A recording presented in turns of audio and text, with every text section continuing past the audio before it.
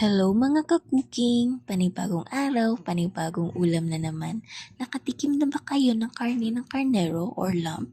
Kung hindi pa, tikman nyo na. Siguradong mas masarap ito. Ang lulutuin po natin ngayon ay lamb caldereta. Nagsatay na ako ng bawang, sibuyas at bell pepper. Naglagay din ako dito ng nor cubes, pineapple tidbits, oyster sauce, tomato sauce at tomato paste.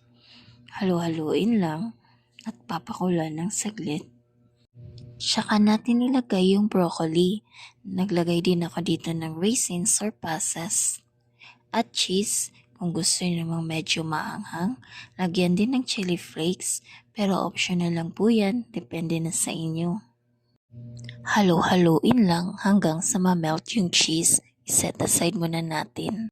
Ito naman, malambot na po yung karne. Pwede na nating ilagay ang sauce. Lagyan din natin ng pineapple juice para mas lalong sumarap. Ayan na, papakulan lang ng saglit. Pwede na nating ihayin at kainin.